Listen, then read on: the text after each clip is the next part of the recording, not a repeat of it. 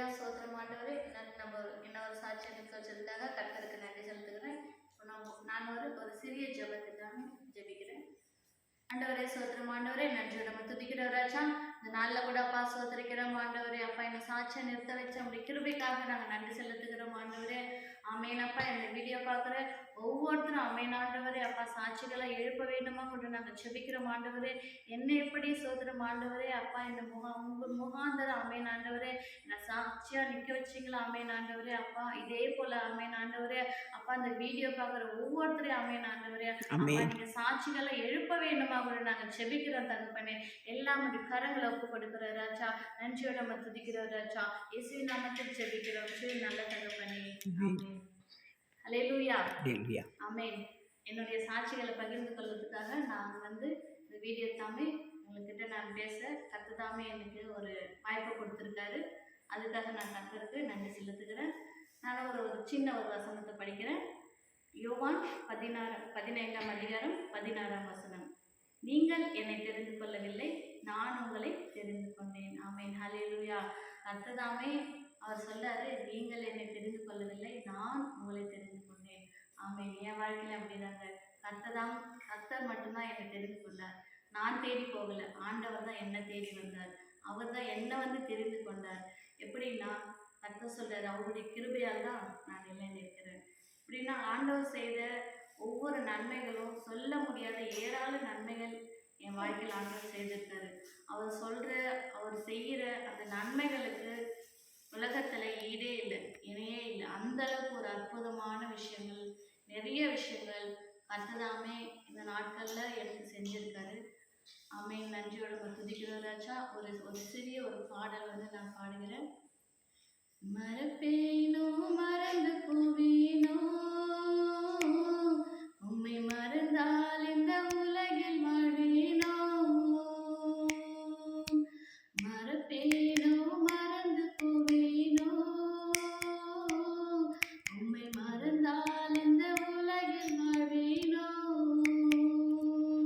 நான் நிற்பதும் நிர்மூலமாகாததும், நான் நிற்பதும் நிர்மூலமாகாததும் உங்க கிருபைதான், உங்க கிருபைதான், உங்க கிருபைதான், உங்க கிருபைதான். நன்றி நன்றி ஐயா, நன்றி நன்றி ஐயா, நன்றி நன்றி ஐயா,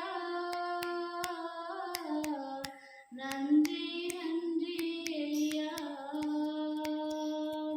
மறப்பேனோ மறந்து போவேனோ, உம்மை மறந்தால் இந்த உலகில் வாழ்வேனோ. நான் நிற்பதும் நிர்மூலமாகாததும் உங்க கிருபைதான், உங்க கிருபைதான், உங்க கிருபைதான், உங்க கிருபைதான். ஆமென் ஆண்டவரே. நான் நிற்பதும் நிர்மூலமாகாதிருப்பதும் அவருடைய சுத்த கிருபையால். ஏன்னா இந்த அளவுக்கு என்ன சாட்சியா ஆண்டவர் என் உயிரோட ஜீவனோட கொண்டு வச்சிருக்காரு. எப்படின்னா என் லைஃப்ல நான் நிறைய விஷயங்கள் எழுந்திருக்கேன். என் கை கால் கர்த்தர் பார்த்தீங்கன்னா எனக்கு கல்யாணம் ஆயிடுச்சு.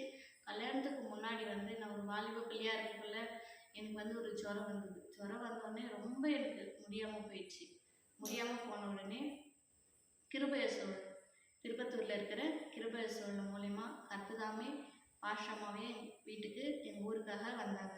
அப்போ வரும்போது அவங்க சின்ன வயசுலேருந்தே எனக்கு நிறைய பழக்கம். அப்போ அவங்க சொன்னாங்க, உனக்கு ஒரு திடீர்னு ஏதோ ஒன்று ஆக போதுமா அப்படின்னு சொன்னாங்க. அப்போ அந்த டைமில் எனக்கு ரொம்ப உடம்பு சரியில்லாமல் ஆயிடுச்சு. சரி, சின்ன ஒரு ஜுரம் தானே, அதுக்கப்புறம் எல்லாமே சரியாயிடும் அப்படின்னு நினச்சிட்டு நான் அது பெருசாக கண்டுக்கல. அப்போ கண்டுக்காத போது எனக்கு ஜுரம் அதிகமாகிட்டு ரொம்ப முடியாமல் போயிடுச்சு. அப்போ உடனே பாஷாமா சொன்னாங்க, நீங்கள் உடனே சபைக்கு வந்தே ஆகணுமா, வரும்போது தான் உங்களுக்கு ஆண்டவர் சுகத்தை கொடுப்பாரு, இல்லைன்னா உங்களுக்கு ஏதோ நான் நைட்டுக்குள்ளே எனக்கு தெரியாதுமா, ஏன்னா பிசாசு கட்ட அந்த அளவுக்கு இருக்குது அப்படின்னு சொல்லியிருந்தாங்க. அப்போ சொல்லும் போது என் கூட இருக்கிற சகோதரி என்ன பண்ணாங்க, அப்போ என்னால் நிற்க கூட எனக்கு நிலமை இல்லை. அந்த ஒரு நிலைமையில இருக்கக்குள்ள கர்த்தர் என்ன பண்ணாங்க, எங்கள் சபையில் இருக்கிற விசுவாசி ஒரு சகோதரி மூலிமா கர்த்தர் என்ன பண்ணாங்க, சபைக்கு கொண்டு வந்தாங்க. கொண்டு வந்து என்ன பண்ணாங்க, உடனே எனக்கு என்ன பண்ணிச்சு, அந்த ஜுரம் மூலிமா என் கை கால் வராமல் போயிடுச்சு. என் கை கால் வரல, வாய் இருக்கு பாருங்க, வாயெல்லாம் ஒரு மாதிரி சைடாக போச்சு.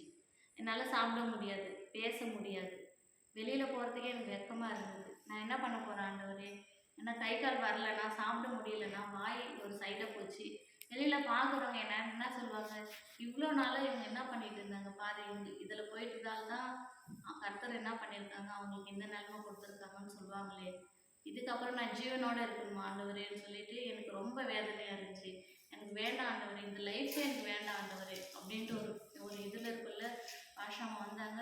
அவங்க ஒரு சிறிய ஒரு தேங்காய் எண்ணெய் மட்டும்தான் ஜபம் பண்ணி என்ன பண்ணாங்க, இந்த ரோட்ல வச்சு என்ன பண்ணாங்க, நீ ஆண்டவர் விசுவாசிக்கிறியா, அந்த நேரத்தில் கர்த்தர் உனக்கு சுகத்தை கொடுப்பாரு அப்படின்னு சொன்னாங்க. நான் சொன்னேன், விசுவாசிக்கிற ஆண்டவரே அப்படின்னு சொன்னேன். அப்போ அவங்க கிட்ட சொன்னேன், ஆஷாமா கண்டிப்பாக நான் விசுவாசிக்கிறேன் அப்படின்னு சொன்னப்போ அவங்க என்ன சொன்னாங்க, அப்போ நீ ஆண்டவருக்காக என்ன செய்ய, நான் சொன்னேன், நான் கிருபை சுழியத்தில் கண்டிப்பாக நான் ஆண்டவருக்காக நான் ஊழியம் செய்வேன்.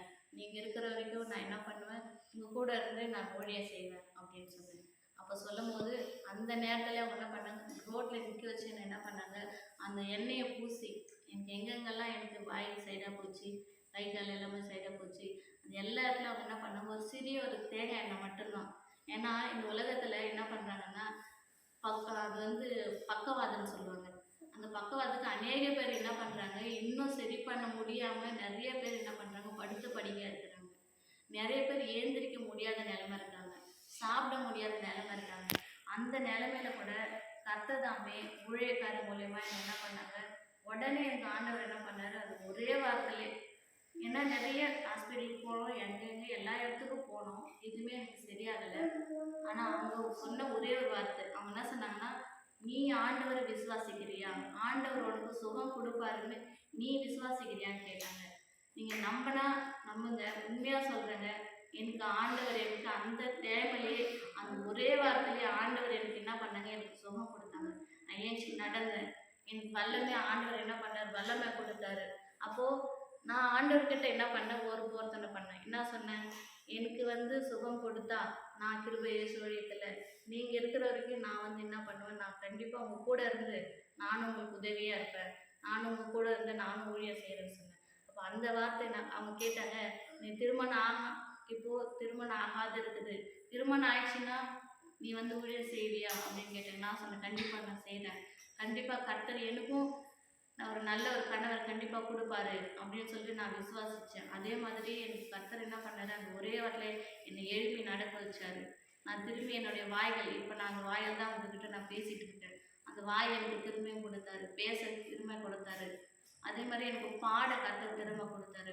ஒவ்வொரு வரங்களையும் கர்த்தர் என்ன பண்ணாங்க, அந்த திருவயசு மூலியமா எனக்கு கர்த்தர் என்ன பண்ணாங்க, எனக்கு ஜீவனை கொடுத்தாரு. அதே மாதிரி எனக்கு திருமணம் ஆகுது. திருமணம் ஆன உடனே எனக்குள்ள ஒரு பயம், நான் இதுக்கு முன்னாடி நான் ஒப்பு கொடுத்துருந்தேன், இதுக்கப்புறம் என் கணவர் ஒத்துக்குவாரா ஒத்துக்க மாட்டாரா, சப்போஸ் சபைக்கு போகாதுன்னு சொன்னால் நான் என்ன பண்ணுறது ஆண்டவரே, ஆண்டவர்கிட்ட ஜெபிச்சேன். ஜெபிச்ச உடனே எல்லாரும் எப்படி சொல்லுவாங்களே எனக்கு தெரியாது, ஆனால் என் கணவர் என்ன சொன்னாருன்னா, நீ ஊழியத்துக்கு போ, நீ அவங்க கூட இருந்து நீ ஊழியம் பண்ண. அவங்க சொன்னாங்க, பாஷாமா போய் எங்கள் வீட்டில் கேட்குறப்போ அவர் என்ன சொன்னால், பாஷாமா எனக்கு முன்னாடி உங்களுக்கு தான் தெரியும், நீங்கள் என்ன பண்ணுங்க, நீங்கள் எங்கே போனாலும் உங்கள் ஊழியத்துக்கு கூட்டிகிட்டு போங்க அப்படின்னு சொன்னார். அப்படிப்பட்ட கர்த்தர் என்ன பண்ணார், எனக்கு ஒரு நல்ல ஒரு கணவரை கொடுத்தாரு, நல்ல ஒரு தாயை கொடுத்தார், நல்ல ஒரு சகோதரனை கொடுத்தார். எல்லாருமே என்ன பண்ணாங்க, எனக்கு அவங்க கூட சேர்ந்து ஊழியம் பண்ணுறதுக்கு எனக்கு சப்போர்ட் பண்ணாங்க. அப்போது இந்த நாளில் கூட ஊழியக்காரப்பாகட்டும், ஊழியக்காரப்பா எனக்கு நிறைய சப்போர்ட் பண்ணியிருக்காரு. ஒவ்வொரு விஷயத்துலையும் நீ எப்படிம்மா செய்யணும், எப்படிம்மா போகணும், எப்படி ஜெபிக்கணும், எப்படி வலிமையாக நடந்துக்கணும், ஒவ்வொரு விஷயத்துலையும் என்ன பண்ணாரு, எனக்கு சொல்லி சொல்லி புது புது விஷயங்களை கற்றுக் கொடுத்தாரு. பைபிள் கிளாஸ் வச்சாரு. நிறைய விஷயங்களை ஆண்டவர் என்ன பண்ணாரு, ஊழியக்காரப்பா மூலயமா எனக்கு கர்த்தர் என்ன பண்ணாங்க, நிறைய விஷயங்களை கற்றுக் கொடுத்தாரு. ஊழியக்காரர் என்ன பண்ணாங்க, பைபிள் கிளாஸ் வச்சாங்க. அப்போ பைபிள் கிளாஸ் வைக்கும்போது நிறைய விஷயங்களை ஆண்டவரை பற்றி பரிசுத்த இந்த பைபிளில் இருக்கிற ஒவ்வொரு வாக்கியங்களும், நிறைய அறிய முடியாத விஷயங்களும் நிறைய சொல்லி கொடுத்தாங்க. நிறைய சொல்லி கொடுக்கும்போது ஊழியக்காரம்மா கிருபை சொல்லியிருக்கிற ஊழியக்காரம்மா என்ன பண்ணாங்க, எனக்கு நிறைய சப்போர்ட் பண்ணாங்க. எனக்கு ஊழியத்தில் மட்டும் இல்லை, என் வாழ்க்கையில நிறைய சப்போர்ட் பண்ணாங்க. என் வாழ்க்கையில நிறைய பிரச்சனை வந்தது. எல்லாத்துலயும் அவங்க என்ன பண்ணாங்க, அப்போ ஆண்டவர் சொல்வாரு, நீ என்னை விட்டாலும் நான் உன்னை கைவிட மாட்டேன் அப்படின்னு சொன்னாங்க. அப்ப அந்த வார்த்தை வந்து நான் ஊழியக்காரங்க மூலியமா தான் நான் தெரிஞ்சு கொண்டேன். அப்போ ஆண்டவர் வந்து நமக்கு நேரடியா வரமாட்டாங்க. ஆண்டவர் வந்து என்ன பண்ணுவாங்க, ஊழியக்காரர் எதுக்காக கொடுத்திருக்காருன்னா, அவர் சொல்ல வேண்டிய காரியங்களை, அவர் செய்ய வேண்டிய விஷயங்களை ஊழியக்காரர் மூலியமா தான் நம்மளுக்கு செய்வாரு. ஏன்னா அப்படிப்பட்ட ஊழியக்காரர் எங்களுக்கு கொடுத்துருக்காங்க. அதனால அவங்க என்ன பண்ண ஒவ்வொரு விஷயத்திலையும் என் லைஃப் விஷயத்துமாகட்டும், உலகப்பூர்வமான விஷயங்களாகட்டும், எங்கள் வீட்டில் எந்த பிரச்சனைகள் ஆகட்டும், எல்லா விஷயத்துலையும் அவங்க என்ன பண்ணாங்க, எங்களுக்கு நல்ல ஆலோசனை கொடுத்தாங்க. எப்படி நடக்கணும், எப்படி போகணும், கணவர்கிட்ட எப்படி நடந்து கொள்ளணும் அப்படின்ட்டு நிறைய விஷயங்களை எனக்கு கற்றுக் கொடுத்தாங்க.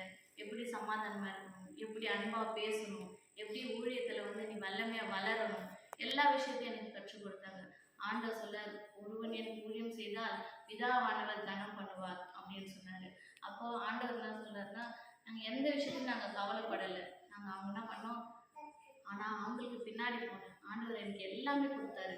குறைவு இல்லாமல் எல்லாமே எனக்கு நிறைவாக கர்த்தர் கொடுத்துருக்காரு. அப்போ இந்த நேரத்தில் கூட கிருபேசு மூலயமா எனக்கு இந்த நேரத்தில் கூட சாட்சி கொடுத்ததுக்காக ஆண்டவருக்கு நான் கொடான நன்றி செலுத்துகிறேன். அவருடைய வார்த்தைகள் இன்னும் சொல்ல போனால் நிறைய சாட்சிகள் இருக்கு என் வாழ்க்கையில். அப்புறம் திருமணம் ஆனதுக்கு அப்புறமா கூட எனக்கு வயிற்றில் ஒரு கட்டி வந்துச்சு. டாக்டர் என்ன சொன்னாங்க, 24 மணி நேரம் தான் அந்த பொண்ணு உயிரோடு இருக்கும், அதுக்கப்புறம் அந்த பொண்ணு இறந்து போயிடும். ஏன்னா அந்த கட்டி வந்து பெருசாகிடுச்சு, அது வந்து ஒன்றுமே பண்ண முடியாது அப்படின்னு சொன்னாங்க.